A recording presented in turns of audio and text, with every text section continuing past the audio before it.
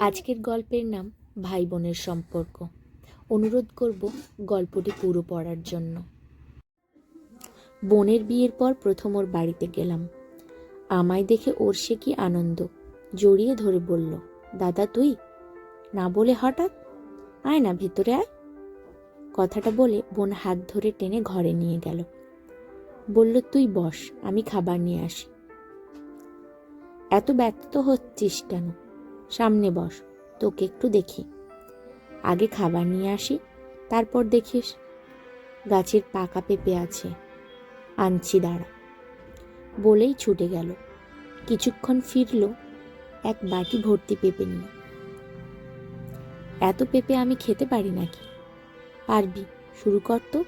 শরীরের কি অবস্থা, আমি না থেকে তো ভালোই হয়েছে তোর। খাওয়ার নিয়ে জেদ করার কেউ নেই। দু চারটা পেঁপে মুখে দিতেই বোন ভাত নিয়ে এলো। আমি তখন ফোন চালাচ্ছি। বললাম, এখনই তো পেঁপে খেলাম, ভাত খাবো না রে। পেঁপে এতক্ষণ পেটে থাকে নাকি? আমি জানি ফোন টিপতে অসুবিধা হবে, এজন্য খেতে চাইছিস না। আমি খাইয়ে দিই। বলেই জোর করে খাইয়ে দিল। মুখ ধুয়ে এসে বললাম, বোন গামছা। বোন ছুটে এলো গামছা নিয়ে, ওর হাত ভর্তি ময়দার প্রলেপ। বলল, লুচি মাংস করছি, তোর পছন্দের। একদিনেই সব খাওয়াবি নাকি? প্রথমবার আমার বাড়িতে এসেছিস, খাওয়াবো না? বোনের মুখে আমার বাড়ি কথা শুনে মন প্রশান্তিতে ভরে গেল। শ্বশুর বাড়িটাকে সে নিজের করে নিতে পেরেছে। ওর যন্ত্রণা দেওয়া যেন বাড়তেই লাগলো। বলল, এই দাদা, চুলার কাছে একটু বস না, গল্প করি। চুলার কাছে বসলাম। বোন খুঁটিয়ে খুঁটিয়ে সবার খোঁজ নিল। এর মধ্যে দুটা লুচি সহ তরকারিও খেতে হলো। এখনো লুচি বেলছে, কপালের কোণে ময়দার ছাপ, রীতিমতো ঘরোয়া বউ হয়ে উঠেছে।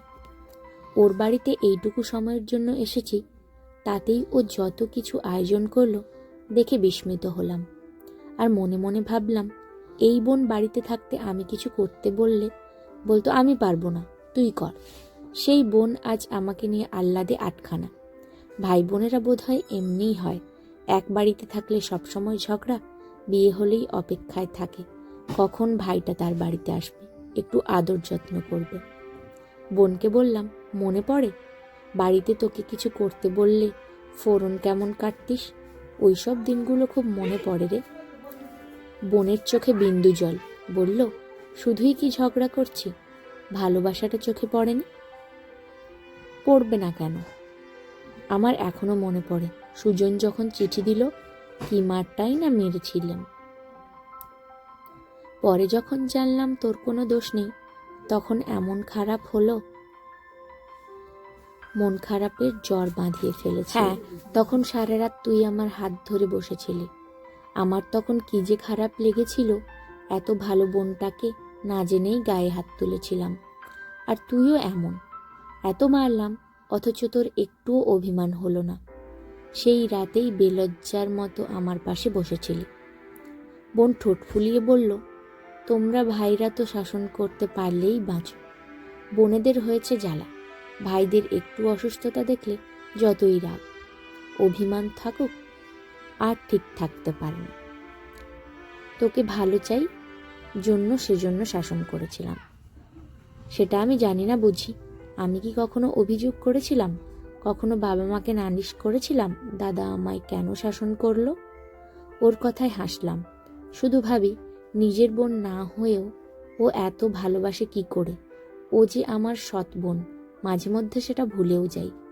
সে ভুলে যাওয়াই বরং ভালো, ও আমার নিজের বোনের থেকেও বেশি আপন। ধন্যবাদ। এখানে আপনি সব ধরনের সামাজিক রোমান্টিক গল্প পাবেন।